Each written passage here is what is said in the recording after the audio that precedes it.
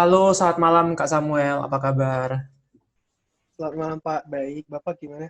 Baik juga. Gimana ujiannya? Lancar ya? Eh, ya, lumayan lancar lah Pak. Oke, baik Kak Samuel. Saya ingin minta waktunya dari Kak Samuel sebentar untuk tanya-tanya sedikit tentang biologi. Boleh ya? Boleh Pak. Oke. Kak Samuel ini kan merupakan medalis dari IBO, International Biology Olympiad. Nah, menurut Kakak, sebagai seseorang yang telah berhasil meraihnya, kriteria seperti apa yang diperlukan untuk dapat menjadi juara kompetisi internasional di bidang biologi?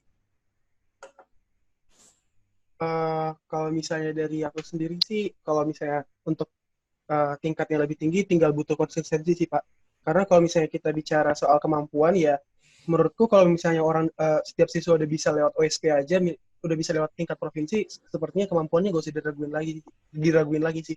Jadi menurutku konsistensi doang. Jadi kayak konsistensi dia mempersiapkan diri, kemudian dia ya terus menerus tekun belajar lah. Kalau misalnya kita di Platnas sebelum kita seleksi untuk IBO, kita kan ada di tes gitu, di tes awal, ada tes di awal, ada tes di tengah, ada tes di akhir, di setiap sesi pelatihan. Jadi ya orang-orang yang bisa lolos ya yang konsisten di setiap tes gitu, yang bukan mut-mutan aja, nggak bukan panas-panas di satu sesi aja gitu. Jadi betul-betul harus terus-menerus konsisten mengasah diri dan terus-menerus memperbarui. Jadi jangan sampai kita jadi jenuh gitu atau kayak jadi merasa nggak ada lagi yang bisa ditambahin dari diri kita. Tapi kita terus-menerus explore gitu lah. Kalau misalnya ada bagian-bagian yang masih belum kita jangkau gitu sih Pak. Oke, nah untuk menjadi tidak jenuh di suatu bidang ya, nggak khusus biologi aja, itu kan juga susah ya kan, harus kayak anaknya sendiri kan juga harus senang gitu kan dengan bidang yang bersangkutan. Nah, kira-kira ada tips dan trik nggak dari Kak Samuel supaya caranya kita bisa menyenangi suatu bidang sehingga kita tidak jenuh akan suatu bidang? Supaya nggak jenuh sih, menurutku memang harus dari passionnya sendiri sih Pak. Karena kalau misalnya mau paksain suka juga sama satu bidang kayaknya agak sulit. Jadi menurutku kalau misalnya aku sendiri nih, aku kan memang suka yang sesuatu yang berbau alam gitu. Jadi dari kecil dulu suka dikenalin sama buku-buku yang banyak gambar-gambar binatangnya atau mungkin hewan-hewannya gitu. Tumbuh-tumbuhannya misalnya, atau karena ibu saya juga seorang perawat, jadi sering mengenalkan tentang bagian-bagian tubuh sama saya gitu. Jadi ya mungkin ketertarikan atau passion itu memang dimulai dari diri sendiri sih Pak. Jadi memang ya kenapa kita suka dan kenapa kita nggak bosan sama bidang yang kita tekuni sekarang, ya karena memang kita selalu kayak ingin tahu gitu apa yang betul-betul kita tertarik gitu. Jadi misalnya ya selalu ada hal baru gitu tentang tubuh manusia yang bisa dipelajari, selalu ada hal baru tentang hewan, selalu ada penelitian-penelitian baru misalnya tentang tumbuhan. Jadi saya selalu ya tertarik lah dengan dunia biologi yang sekarang yang terus berkembang gitu. Ya, kalau misalnya untuk bidang-bidang lain saya kurang tahu, tapi kalau misalnya karena bidang biologi ya terus berkembang, apalagi di zaman sekarang nih banyak teknologi-teknologi yang mungkin di mata publik aja gitu menarik gitu. Misalnya rekayasa genetik, misalnya kita katanya bisa mengedit bayi gitu. Apakah memang benar-benar bisa gitu. Jadi selalu betul-betul membuka mata kita untuk terus-menerus pengen tahu, pengen tahu, pengen tahu, pengen cari tahu tentang bidang yang kita tekuni itu. Itu sih Pak kalau misalnya untuk biologi ya. Oke, berarti intinya bagi adik-adik yang akan memilih bidang untuk ditekuni dalam menghadapi kompetisi itu jangan sampai salah bidang ya. Intinya adik-adik itu harus passion di bidang itu ya. Nah, ini kan kita kan juga baru mulai tahun ajaran baru ya Kak Samuel. Artinya sekarang ada beberapa anak kelas 10 terutama yang sedang mempersiapkan diri untuk menghadapi kompetisi sains nasional di tahun depan. Nah, kira-kira kalau dari Kak Samuel sendiri sebagai alumni biologi, itu Kakak Samuel bisa nggak menceritakan sedikit gitu tentang biologi? Supaya apa ya, mungkin aja nih ada orang yang masih galau milih bidang apa bisa jadi tertarik di biologi.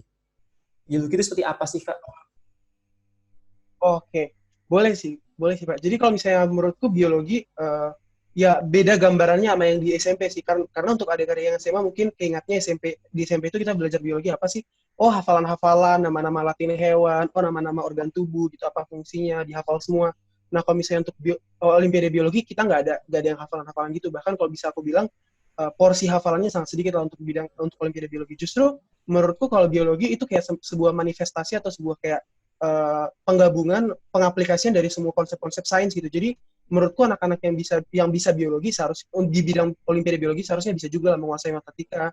Karena misalnya kita nih belajar genetika, oh kita butuh konsep-konsep dari matematika. Oh misalnya kita lagi belajar tentang pernafasan, oh kita butuh konsep-konsep fisika. Oh kita sedang belajar misalnya tentang makromolekul atau biomolekul, ya kita harus tahu tentang tahu tentang kimia, oh kita belajar ekologi, kita harus tahu tentang geografi. Jadi sebenarnya menurutku biologi kayak manifestasi dari semua sains gitu. Jadi enaknya belajar biologi ya kita nggak monoton gitu belajar satu ya tentang biologi aja gitu, tapi kita harus juga kayak bisa explore tentang matematika, fisika, kimia dan semuanya yang betul-betul bisa berhubungan dengan makhluk hidup. Jadi untuk adik-adik yang mungkin consider biologi, ya menurutku ini suatu kesempatan yang bagus sih, karena untuk biologi sendiri menurutku tidak ada istilah menang karena bakat, yang menurutku lumayan cukup ditemui untuk bidang-bidang lain yang mengutamakan kayak logik dan segala macam. Karena kalau di biologi ya orang-orang yang betul-betul tekun dan konsisten gitu yang bakalan bisa lah mendapatkan, walaupun misalnya kalah di bakat, misalnya nggak terlalu bakat untuk menghafal atau segala macam, tapi kalau misalnya effortnya konsisten diberikan ya menurutku masih bisa sih untuk bisa shining gitu di dunia olimpiade biologi gitu sih Pak. Oke, baik Kak Samuel. Nah, kemudian sekarang kita lagi di masa pandemi ya. Pada masa pandemi saat sekarang ini, kita tidak bisa memprediksi apakah kompetisi tahun depan tuh akan diadakan seperti tahun-tahun sebelumnya itu offline atau diadakan online lagi. Nah, menurut Kakak, apa saran Kakak untuk siswa-siswi yang ingin mempersiapkan dirinya untuk KSN tahun 2021, khususnya di bidang biologi, di tengah ketidakpastian ini? Menurutku sih Pak, tidak ada pun pandemi ini ya memang kalau misalnya biologi lumayan cukup tidak predictable gitu sih. Terutama untuk bidang praktikum sih, karena ya tiap tahun bisa keluar topik-topik baru gitu, dan ya saranku sih ya mungkin belajar sebanyak-banyak mungkin sih, seluas-luas mungkin gitu.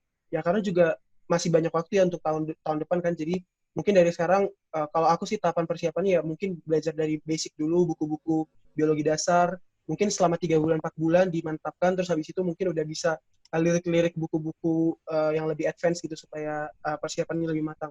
Dan kalau misalnya untuk modelnya sendiri, karena untuk topiknya kan memang selalu bervariasi nih, tapi kalau untuk teknis ujiannya mungkin agak berbeda lah, karena sekarang kan pandemi semua harus online. Untuk teori tidak ada masalah, karena ya teori mau dia pakai kertas maupun pakai komputer juga cukup sama, kecuali mungkin untuk praktikum. Jadi kalau mungkin untuk praktikum, karena aku rasa sih kalau pendapatku panitia juga nggak mungkin expect setiap siswa untuk menyediakan alat sendiri. Jadi kalau menurutku untuk kalau misalnya nanti diadakannya secara online ya kemungkinan praktikumnya bakalan diadakan entah itu pakai aplikasi untuk menyimulasikan eksperimennya, atau mungkin cuma kita handling data. Jadi kita udah dikasih hasil eksperimen, kemudian kita nanti tinggal menganalisis hasil eksperimen tersebut. Jadi balik lagi sebenarnya lebih ke arah teorinya gitu. Jadi ya itu sih kelemahannya kalau misalnya diadakan secara online, karena kita nggak bisa pegang alat gitu. Jadi ya mungkin persiapannya lebih ke arah teori aja sih Pak.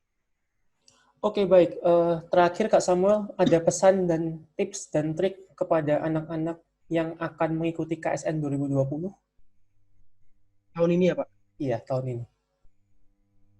Ya kalau tips dan trikku ya ini kan udah dekat sih ya, jadi Iya. menurutku ya memantapkannya tinggal konsisten aja tiap hari mungkin bahas-bahas soal ya, karena di web juga banyak kan soal-soal latihan, apalagi IBO juga ngeluarin soal past paper gitu, past year paper secara bebas gitu, jadi mungkin udah bisa dilirik-lirik soal-soal itu persiapannya. Terus mungkin untuk praktikum ya lebih ke arah banyak-banyak mungkin banyak-banyak lihat di YouTube ya, di YouTube juga beberapa perusahaan-perusahaan penyedia alat biasanya ngasih kayak semacam video demonstrasi penggunaan alat dan segala macam, mungkin itu bisa dipelajari.